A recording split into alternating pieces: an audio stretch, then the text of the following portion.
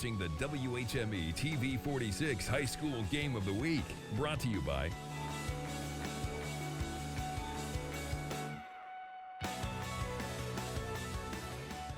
It has cleared out fairly quickly here after a happy homecoming for the Plymouth Rockies, but it was a homecoming that had quite a bit of fear in it, too, in the second half, as Plymouth hangs on for a 27-23 win over Concord. Chuck and Bob high above the fray, and partner, that was as strange a turn of events as you can see at a high school football game. Plymouth looks like it's got this thing well in control at halftime. All of a sudden in the second half, it almost looked like it had evaporated. Well, and Concord came out, played very courageously on defense, and I think Plymouth probably wrapped up their game plan a little bit. They were a little more conservative in the second half, allowed Concord to get back in it. They were held to field goals twice where they might have been able to score a touchdown, made a big difference at the end.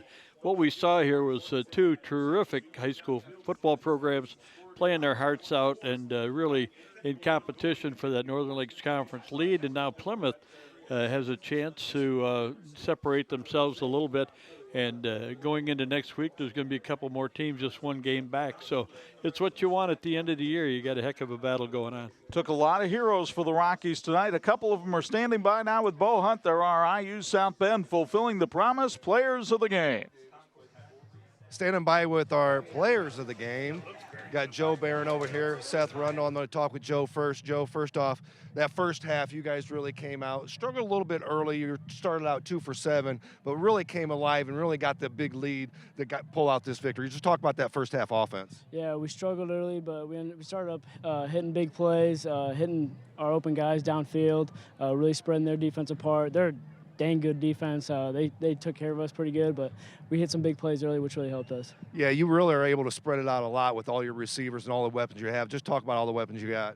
That guy right there, he's a big weapon. Straymeyer and Reichert and even Stiers, they're all huge weapons, all explosive. They can all score on any play.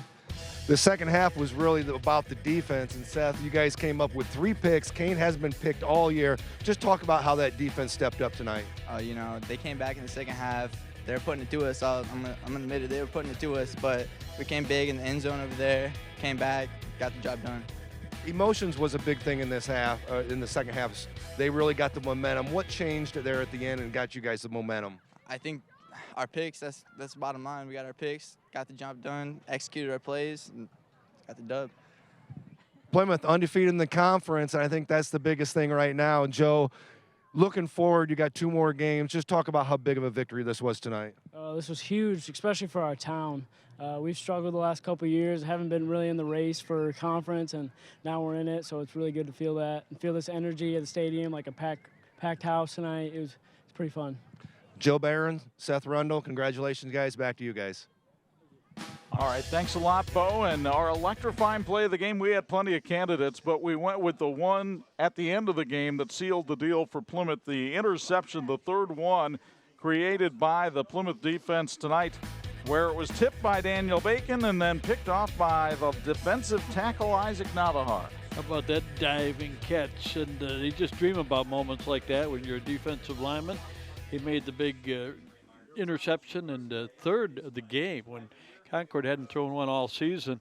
I think, when you're looking at the interview there with Barron and Rundle, I think we could have had about 5 other guys in there, including Straymeyer, who we thought had a great game. So just a lot of heroes stepped up for Plymouth, and they needed every one of them tonight.